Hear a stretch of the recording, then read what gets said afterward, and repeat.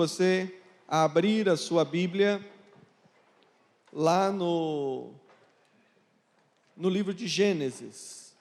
Gênesis, capítulo 19.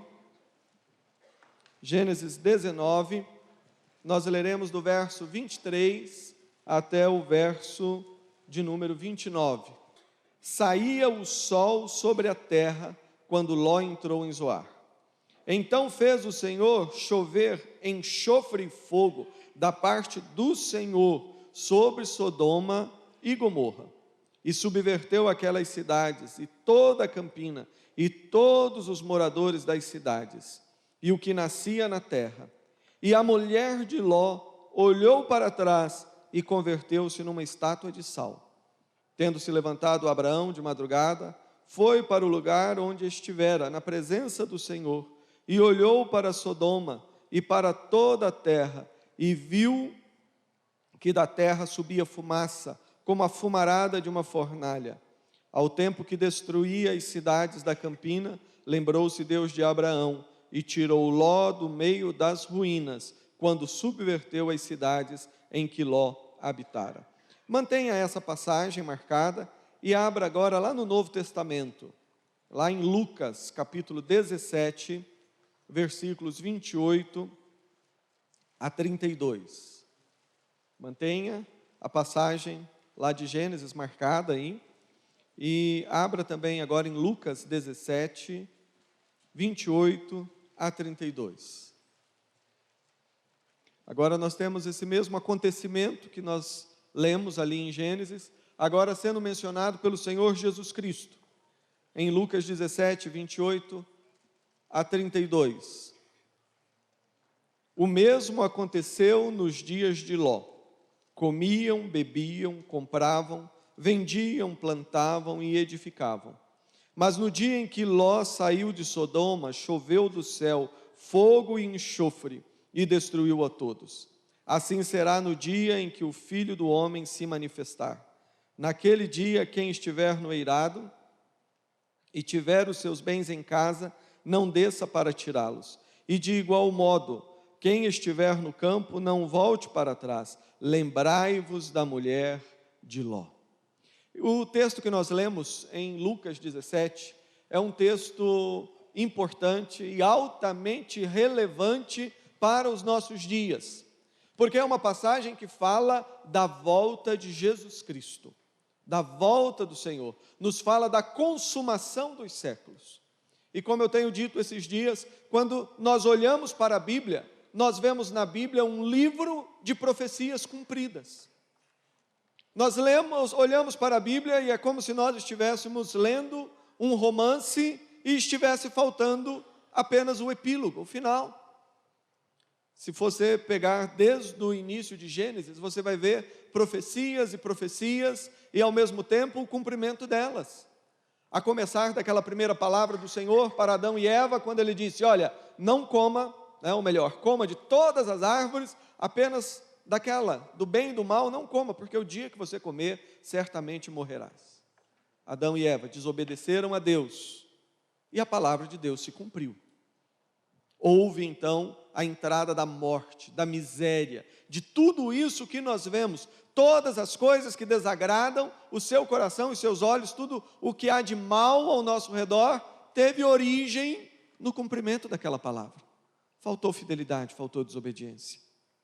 Satanás então, que esperava, com o pecado, ele pensava que de uma vez só tudo já seria destruído.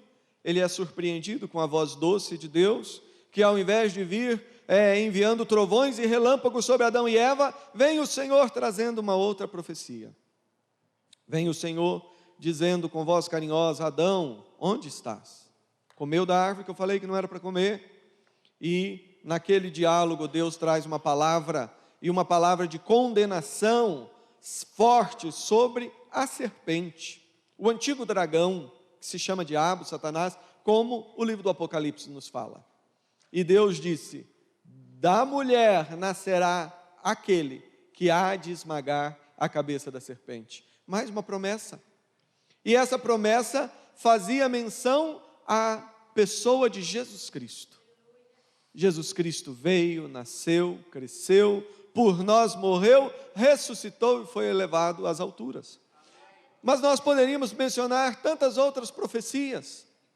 Quando Deus, Ele estabelece a sua aliança formalmente com Abraão, ali no capítulo 15 de Gênesis, Deus, Ele fala com Abraão, dizendo: olha, Abraão, saiba que a sua descendente será peregrina, saiba que ela vai ser escravizada por 400 anos, mas na quarta geração, e aqui nós entendemos que uma geração equivale a 100 anos, na quarta geração eles virão aqui para essa terra, e eles não vão vir de mãos vazias, eles irão trazer muitas riquezas. O tempo passou, passaram 500 anos, passaram alguns anos e José foi para o Egito, e Jacó, os seus filhos, os patriarcas, e foram 400 anos de servidão no Egito, até que Deus cumpriu aquela palavra. E se você tem boa memória e tem conhecimento da história do Antigo Testamento, você vai perceber isso. Muitas histórias, muitas profecias, como aquela que Deus fez para o povo de Israel, dizendo: olha, seja fiel, porque se vocês não forem fiéis, eu vou trazer o meu castigo, eu vou trazer a punição. E o povo foi infiel, e Deus então fez com que Israel, fez com que Judá fosse levado para o cativeiro babilônico, 70 anos de disciplina, mas antes mesmo de ir, Deus já deu a profecia, falando: olha, vocês irão voltar. Há uma cena muito interessante no livro de Jeremias. Jeremias foi enviado exatamente para anunciar o cativeiro, e lá estava já vindo o exército, dos babilônicos, que estariam levando o povo de Judá para o cativeiro. E Deus dá uma palavra para Jeremias, fala: ó, Jeremias, você vai fazer o seguinte, você vai comprar um terreno, vai comprar um campo aqui em Judá, e você vai fazer certinho, você vai pegar as testemunhas, você vai passar a escritura.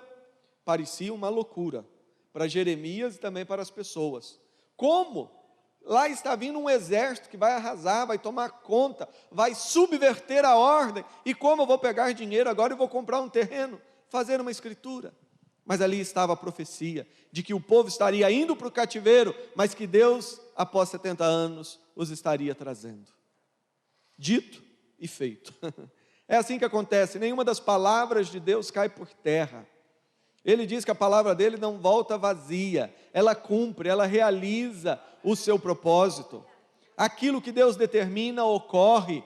Jó aprendeu essa lição e disse ao Senhor: bem sei que tudo podes e que nenhum dos teus planos pode ser frustrado. Aleluia. Após 70 anos o povo volta. Irmãos, nós poderíamos aqui contar, e a promessa maravilhosa do início final do ministério do Espírito Santo, quando Jesus Cristo disse aos apóstolos: olha, quando eu subir aos céus e for exaltado à destra do Pai, então eu vou enviar de uma forma especial o Espírito Santo para que esteja convosco. Não pense que o Espírito Santo não estava entre nós, porque nós não cremos em 3 deuses, nós cremos em um Deus triuno, um Deus que é Pai, Filho e é Espírito Santo. O Espírito sempre esteve entre nós, assim como Jesus sempre esteve entre nós, mas somente após o seu nascimento é que ele então passa a estar entre nós na forma de homem também. O Espírito Santo sempre teve, mas a partir daquele dia glorioso, quando Jesus foi exaltado, diz a palavra, ele está sentado à direita do Pai, e eu gosto de enfatizar isso, porque algumas pessoas pensam: mas como é que Deus vai estar sentado à direita do próprio Deus? E nós devemos lembrar que o que a Bíblia está falando é que Jesus, o homem, é 100% Deus, é 100% homem, mas a natureza humana de Jesus, o homem que caminhou, que viveu entre nós, ele subiu às alturas e está assentado num trono diante do Pai, intercedendo por mim e por você. Toda vez que você ora, o seu nome, presta atenção nisso, acorda quem não tiver acordado, presta atenção nisso, toda vez que você faz uma oração, a Deus através de Cristo, toda vez que você faz essa oração, o seu nome é mencionado por Jesus diante do Pai, no mais alto, na mais alta posição que há, no trono mais exaltado. Jesus foi exaltado. Mas agora existe uma profecia para se cumprir. É a profecia que fala da volta de Jesus. Porque quando Jesus subiu aos céus, os anjos apareceram e falaram: olha, por que vocês estão olhando para cima? Esse Jesus que dentre vós foi assunto aos céus, ele virá do mesmo modo como o viste subir. Promessa gloriosa. Jesus, ele está para voltar. Jesus vai voltar em breve. O que significa breve? Breve significa muito antes do que você imagina. Muito antes do que você imagina, Jesus irá voltar. Existem algumas profecias, como aquela que fala de um governo de âmbito mundial, um governo que vai estar sendo dirigido por um personagem identificado como o anticristo. E Paulo falou a esse respeito, ele disse: olha, esteja certo que as coisas não vão, que Jesus não irá voltar antes de se manifestar esse personagem. Jesus Cristo também falou.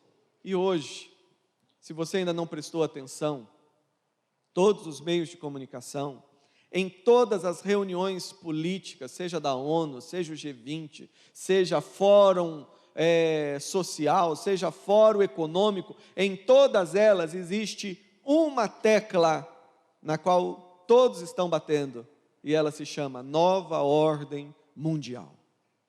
A nova maneira de se organizar o mundo como uma propriedade privada, como uma grande fazenda daqueles que detêm mais de 90% do dinheiro da terra. O que é isso? Irmãos, isso para mim não é motivo de arrepio, nem de arregalar o olho, como eu estou vendo alguns. Esse é motivo de pôr sorriso nos lábios e dizer: aleluia, a última profecia está para se cumprir. Aleluia, Jesus Cristo irá voltar em breve. Muito em breve nós veremos a manifestação de Deus de uma forma inimaginável. E aqui então Jesus Cristo, ele está falando disso. E é interessante que Jesus aqui, ele menciona dois fatos bem antigos. Ele menciona Noé, e ele fala: olha, a minha volta vai ser como nos dias de Noé. As pessoas vão estar vivendo, assim, tranquilas, dentro da normalidade, casando, se dando em casamento. Ou seja, para casar tem que namorar, Então é como se Jesus estivesse falando: vão estar paquerando, namorando, saindo, vivendo, comprando, vendendo. Mas de repente, a porta da arca se fechou, veio o dilúvio e aquela geração pereceu. Pereceu porque elas estavam casando, vivendo, curtindo, mas alheias a Deus, com as costas viradas para Deus. E Jesus advertiu que os dias da volta dele vão ser dias também semelhantes àqueles, ou seja, uma aparente normalidade. Como é que está falando de volta de Jesus? Como é que está falando de cumprimento de profecia? Parece que tudo está normal, mas é o que Jesus diz. No ano passado, no mês de abril, arqueólogos descobriram a Arca de Noé a 4.000 metros de altura no Monte Ararat. Um testemunho que Deus está dando, quem sabe um dos últimos recados para a humanidade, dizendo: olha, lembre-se, a Bíblia não é lenda. As histórias da Bíblia não são contos da carochinha. Há um Deus criador, há um Deus que é santo, há um Deus que exige vida de santidade, há um Deus que está para derramar a sua ira sobre o mundo. Mas, junto com a história de Noé, Jesus, ele menciona a mulher de Ló. E é sobre isso que eu quero pensar com vocês. Sobre a mulher de Ló. Jesus, ele diz: lembrai-vos da mulher de Ló. Lembrai-vos da mulher de Ló. A mulher de Ló pode ser definida como uma mulher que não caminhou o suficiente. Ela não caminhou o suficiente. Deus, com misericórdia, livrou aquela família daquelas cidades que estavam para ser destruídas. Mas a mulher de Ló, ela não caminhou o suficiente. E ela não caminhou o suficiente para quê? Ela não caminhou o suficiente para experimentar a bênção plena de Deus. Ela não caminhou o suficiente para que a sua família fosse abençoada de uma forma completa. Quando nós lemos a história de Ló, e da sua família, após esse episódio, nós vemos que foi uma história triste. E eu entendo que foi, entre outros motivos, uma história triste, porque faltou ali a mãe, faltou ali a mulher de Ló. Conta a história que Ló e suas 2 filhas foram habitar em cavernas, em uma região pouco povoada. E de repente uma das filhas teve a ideia, dizendo: olha, nós estamos aqui numa região desértica, não há homens, o nosso pai já é velho, de repente a memória dele vai simplesmente acabar. E ela teve uma ideia, um pensamento inspirado no inferno. Ela embriagou o pai, se deitou com o pai e achou-se grávida do próprio pai, um caso de incesto. No dia seguinte ela contou para sua irmã o que fizera na noite anterior, e a sua irmã fez a mesma coisa. E dessas relações nós tivemos o surgimento de 2 povos, os moabitas e os amonitas, que foram povos terríveis, trouxeram tanta angústia, tanto problema para a vida do povo de Israel. E eu entendo que esse problema, essas dores, essa situação tão terrível, teria sido evitada se a mulher de Ló tivesse caminhado o suficiente. Tivesse caminhado o suficiente para estar junto com a sua família, tivesse caminhado o suficiente para ver o cumprimento do projeto de Deus na vida dela, tivesse caminhado o suficiente para tomar posse da bênção. Mas agora a nossa pergunta é: por quê? Por que a mulher de Ló não caminhou o suficiente? Essa, ao meu ver, é a pergunta correta para fazermos aqui. Por que ela não caminhou o suficiente? Porque se nós identificarmos as suas falhas, se nós identificarmos onde ela errou, nós poderemos, com sabedoria, evitarmos o mesmo erro, para não termos o mesmo fim. Olhando para o texto, nós vemos 3 respostas a essa pergunta. E é sobre esses 3 aspectos que nós vamos conversar agora. Ou seja, por que a mulher de Ló não caminhou o suficiente? Ela não caminhou porque, primeiramente, ela não foi firme o suficiente. Não foi firme o suficiente para crer em Deus, para tomar posse da palavra de Deus. Ela não caminhou porque ela não rejeitou o mundo o suficiente. No fundo do seu coração havia um certo encanto, havia um certo apego em relação àquela cidade e àquele estilo de vida. Ela não rejeitou o mundo o suficiente. E finalmente, ela não caminhou porque ela não amou a Deus o suficiente. Ela não amou a Deus o suficiente. Nós estamos, preste bem atenção, é por isso que Jesus está falando, lembrai-vos da mulher de Ló, nós estamos em uma situação muito semelhante. Nós estamos na caminhada, assim como Deus estava para derramar a sua ira sobre Sodoma e Gomorra, Deus está para derramar a sua ira sobre a terra. Nós estamos em situação idêntica, nós estamos caminhando para o dia no qual nós encontraremos o Senhor Jesus Cristo. E a palavra de Deus diz que esse dia é ao mesmo tempo um dia grandioso, mas é também um dia terrível. É um dia grandioso para quem tem Jesus como Salvador. É um dia grandioso para quem hoje tem amizade com Jesus. É um dia glorioso para quem hoje é amigo de Jesus. E sabe por que vai ser glorioso? Porque naquele dia, quando Jesus estiver nas alturas, você vai olhar para Ele, você que tem Jesus, e você vai ver nos seus olhos, olhando diretamente para você, o brilho do olho de um amigo. O brilho do olho de um amigo, amém, aleluia. Jesus não vai olhar para mim, nem para você que tem Jesus como Salvador, Ele não vai olhar para você assim, aquela olhada por atacado, né? Está olhando assim, está vendo a multidão, não. Ele é Deus, Ele vai conseguir olhar nos nossos olhos. E eu me lembro aqui de João, que foi o discípulo amado, ainda jovem, entre os 12 apóstolos, uma certa intimidade com Jesus, na ceia, ele debruçou a cabeça no peito de Jesus, havia amizade, mas o tempo passa, João agora está ali com seus 90 anos, já um ancião, e ele na ilha de Pátimos, ele tem a visão de Cristo glorificado, Cristo agora exaltado. João olha para Jesus, as pernas tremem, ele cai de joelhos, e ao invés de ouvir uma voz, num tom forte, indiferente, ele ouve a voz do amigo Jesus, e é nesse tom de amizade, de intimidade, que Jesus toca no ombro de João, toca em João, e João então, ele ergue e caminha. Nós precisamos caminhar o suficiente. Primeiramente, a mulher de Ló, ela pecou, ela não caminhou o suficiente, porque ela não foi firme o suficiente, ela não foi firme o suficiente para crer nesse livro. Aí alguém vai falar: ô pastor, naquela época o livro não estava pronto. É lógico, não estava pronto, mas ela não foi firme o suficiente para crer na palavra do Senhor.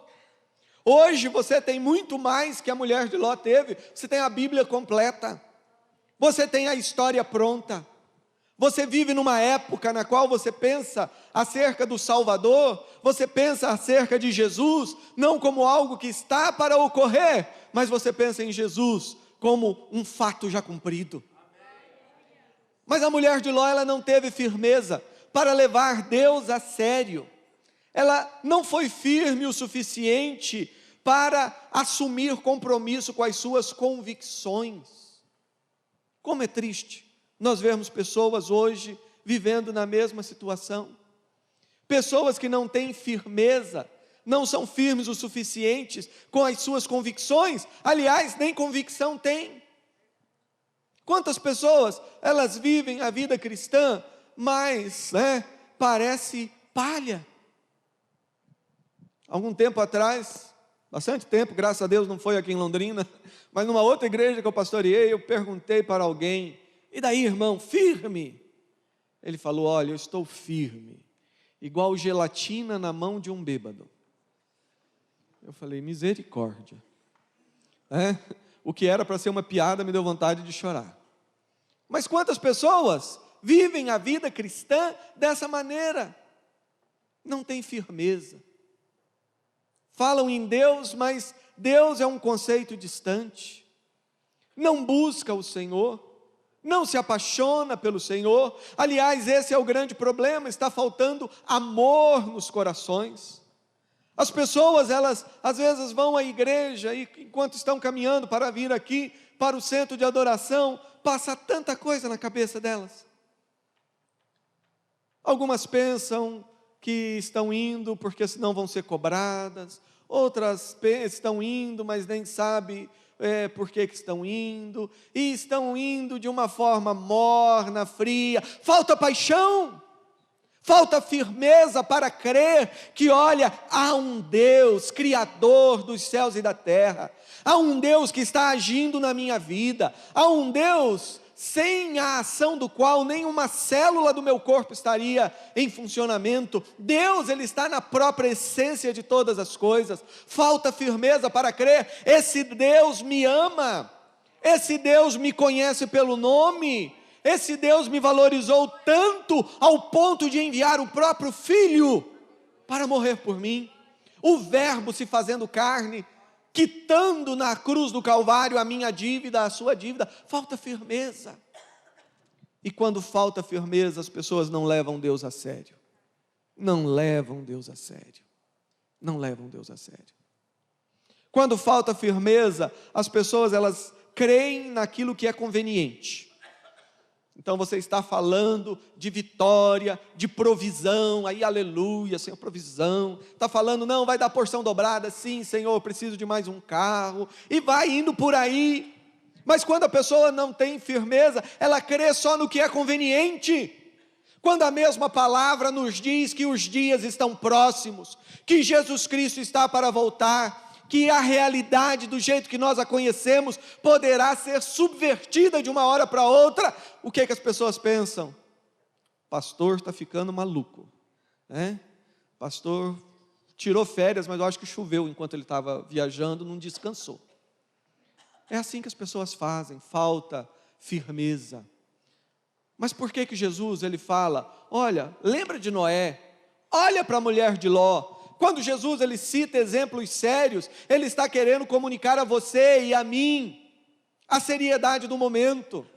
Ele está querendo dizer, não leve isso na brincadeira, porque quando a pessoa ela não tem firmeza e não crê muito nessas coisas, ela pensa, não, vai demorar.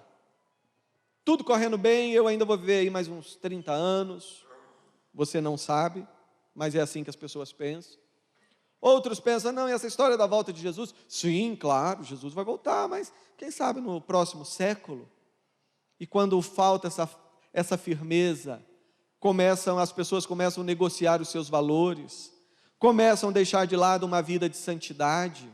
Ele acha que não, nessa semana eu posso dar uma escapada, vou lá no motel, porque Jesus não vai vir essa semana, eu vou ter tempo de me arrepender. Não, olha, tá certo, mas ainda dá tempo de fazer essa falcatrua, passar essa pessoa para trás, dar um cano aqui, fazer uma coisa ali, levar uma vantagem aqui, porque ainda vai dar tempo. Meu irmão, acorde, não cometa o mesmo pecado que a mulher de Ló cometeu. Os dias que nós estamos vivendo não comportam esse tipo de atitude. Aliás, a vida com Deus nunca deixou espaço para esse tipo de atitude, porque o próprio Deus, ele diz, olha, seja frio ou seja quente, mas você é morno, e porque você é morno, isso está me embrulhando o estômago, eu estou ao ponto de vomitar você da minha boca. É assim que ele fala na carta lá em Apocalipse. Irmãos, o tempo é de ser firme. Aquela mulher, ela não caminhou o suficiente, porque ela não foi firme o suficiente. Hoje é dia de arrependimento, é dia de